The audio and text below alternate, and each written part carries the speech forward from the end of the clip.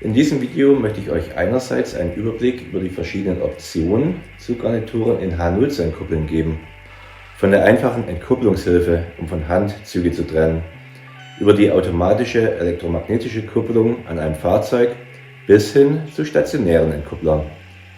Ich möchte euch aber auch von meinem Weg voller Irrungen und Wirrungen zu einer nahezu unsichtbaren und betriebssicheren Entkupplungsmöglichkeit erzählen. Wie ich schon vorigen Sonntag in meinem letzten Video gezeigt habe, gibt es von verschiedenen Herstellern ähnliche Entkupplungshilfen zur manuellen Zugtrennung. Diese sind mir aber alle durchweg zu teuer und zu ungeschickt und ich verwende viel lieber stattdessen solche wiederverschließbaren Kabelbinder, mit denen oft Stromkabel von Elektrogeräten zusammengebunden werden. Gerade in beengten Situationen tue ich mich damit viel leichter, die Kupplungen zu trennen. Wenn man nicht selbst Hand anlegen, sondern die Kupplung automatisch trennen möchte, gibt es einmal die Möglichkeit, seine Fahrzeuge mit einer elektromagnetischen Kupplung auszustatten. Beziehungsweise einige Lokomotiven sind ja auch bereits ab Werk mit einer solchen automatischen elektromagnetischen Kupplung, im Märklin-Jargon Telex-Kupplung genannt, ausgestattet. Damit kann man das Fahrzeug an einer beliebigen Stelle der Anlage vom restlichen Zug abkuppeln. Bei den ersten analogen Modellen durch mehrfaches Betätigen des Umschalters. Nun im Digitalzeitalter mit dem entsprechenden Digitalbefehl. Im Allgemeinen funktioniert das auch reibungslos. Wobei man ein wenig aufpassen muss, denn nicht alle Kupplungssysteme harmonieren miteinander und es kommt manchmal ein wenig darauf an, welche Kupplung von welchem Hersteller gekuppelt oder abgekuppelt werden soll. Hier hilft leider oft nur ausprobieren und seine eigenen Erfahrungen sammeln. Außerdem kann man mit diesen automatischen elektromagnetischen Kupplungen natürlich nur die Fahrzeuge vom Zugverband trennen, die damit auch ausgestattet sind. Möchte man zwei Waggons damit trennen, müsste man zumindest einen der beiden mit einer Telex-Kupplung ausstatten. Plus für die Funktionsübermittlung und Verarbeitung würde man jeweils einen Decoder benötigen. Da dies, wenn man mit seinem Wagenpark flexibel rangieren möchte, reichlich aufwendig wäre, gibt es auch von wohl jedem Hersteller noch das Angebot eines stationären Entkupplers. Und hier beginnt dann auch meine persönliche Odyssee auf der Suche nach einem Entkuppler, der gut funktioniert und optisch nicht zu sehr stört. Bei meiner vorigen C-Gleisanlage habe ich die Entkupplungsgleise von Märklin, Artikelnummer 24997 verwendet. Für eine Modellbahnanlage mit C-Gleisen finde ich die tatsächlich auch gar nicht so schlecht. Funktionieren sie gut und zuverlässig und fallen auch nicht so übermäßig auf. Etwas provokant würde ich sagen, wem die C-Gleise gefallen, der wird sich auch an den dazugehörigen Entkupplungsgleisen nicht stören. Zudem sind die elektromagnetischen Antriebe der Entkuppler ja auch gut in den Schotterbettattrappen verborgen. Sinngemäß gilt das für Metallgleise und dem Entkupplungsgleis 5112 genauso. Auch diese passen sich optisch gut an. Und praktisch sind die Entkupplungsgleise von Märklin sowieso. Lassen Sie sich doch entweder von Hand, mit einem Taster oder auch mit einem M83 Decoder bedienen.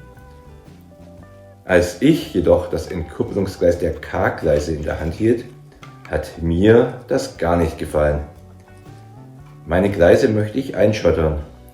Die große glänzende Plastikbohle, die zum Entkuppeln angehoben wird, fällt da sehr unangenehm auf, finde ich. Auch den seitlichen, deutlich sichtbaren Antrieb finde ich gar nicht schön.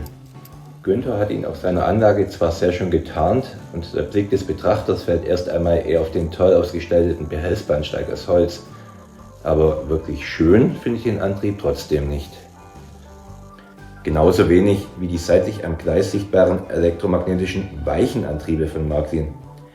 Die haben mich so gestört, dass ich die weichen lieber auf Servoantriebe umgebaut habe.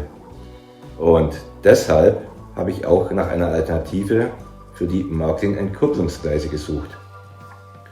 Zunächst habe ich die Repa-Entkuppler der Firma Uhlenbrock eingebaut. Diese gibt es mit einer leitenden Entkupplerbohle, ich denke mal aus Zinkus, mit der Artikelnummer 83200 auch für das Dreileitersystem. Deren Einbau ist dahingehend etwas aufwendiger, da im Bereich der Entkupplerbohle die Schwellen entfernt werden müssen. Da dies nur für ein kurzes Gleisstück und wenige Schwellen zutrifft, habe ich kurzerhand mit einem Dremel und einer Diamanttrennscheibe die Schwellen samt Punktkontakten entfernt. Die metallenen Stege des Mittelleiters habe ich stehen lassen, damit die leitende Bohle darauf aufliegen und den Bahnstrom an den Schleifer übertragen kann. Wird die Entkupplerbohle elektromagnetisch angehoben, hat sie keinen Kontakt mehr zum Mittelleiter und kann bei Berührung einer Achse oder eines Wagenunterbodens auch keinen Kurzschluss verursachen. Da diese Bohle hell metallisch glänzt, habe ich sie mit Graphitlack eingesprüht. Dieser ist stromleitend, sodass nach wie vor Triebfahrzeuge den Entkuppler befahren und über den Schleifer Strom bekommen können. Aber nun war er dunkler und viel besser getarnt. Soweit eigentlich schön und gut.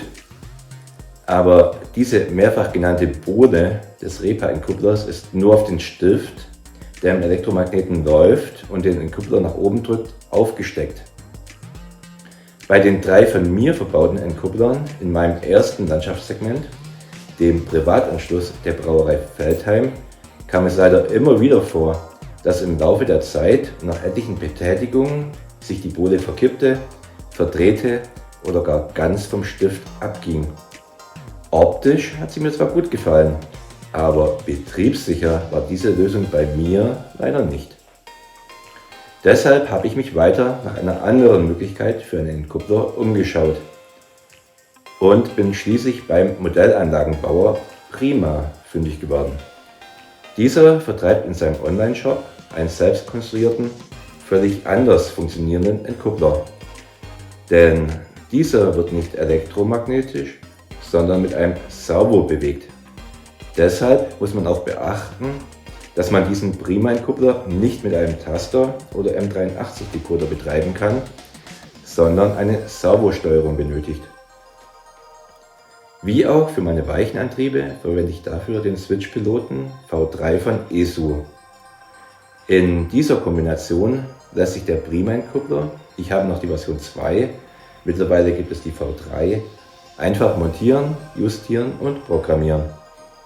Eigentlich würde man lediglich ein Loch in der Grundplatte benötigen, könnte den Entkuppler dann von unten montieren und die Bohle mit einem Messingstift von oben aufstecken. Denn der Prima-Entkuppler ist so designt, dass er zwischen die Schwellen des K-Gleises passt und dieses dafür nicht umgebaut werden muss. Zudem gibt es eine Holzbohlenattrappe, in die exakt die Pokus des K-Gleises passen und den Entkuppler so perfekt tarnen. Da ich aber leider bereits bei den 3 Stellen den Schwellenrost und die Pokus entfernt hatte, habe ich, weil ich nicht das Gleis herausreißen und neu einschottern wollte, von oben Nägel eingeschlagen und von unten ein Kabel mit Bahnstrom angelötet. So habe ich nun auch im Bereich der Entkuppler wieder eine sichere Stromübertragung für die Schleifer.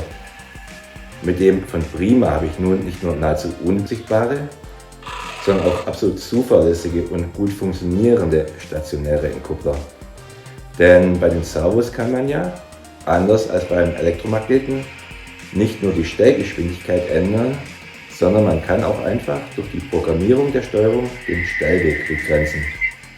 Fährt die Entkupplungsbohle etwa, wie in diesem Beispiel, zu weit nach oben und hebt bereits den Wagen an der Kupplungsaufnahme an, so kann man am Switch-Piloten den Fahrweg des Servos verringern. Wahrscheinlich ist dies bei der Version 3 des Prima-Entkupplers gar nicht mehr notwendig, da diese nun offensichtlich eine Feder enthält, die die Hubkraft der Bohle limitieren und ein Anheben der Fahrzeuge verhindern soll. Aber mit meiner alten V2 des Entkupplers von Prima bin ich trotzdem sehr zufrieden. Und hoffentlich schlussendlich auch am Ziel meiner langen Suche nach einem idealen stationären Entkuppler für meine Märklin K-Gleisanlage angekommen.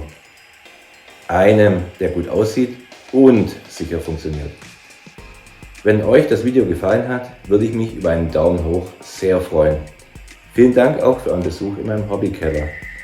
Und wenn ihr weiter mitverfolgen wollt, wie meine ganz persönliche Modellbahn Traumanlage entsteht, so lasst gerne ein Abo da und schaut euch ebenfalls die anderen Videos meiner entsprechenden Playliste an, die ich hier rechts verlinke.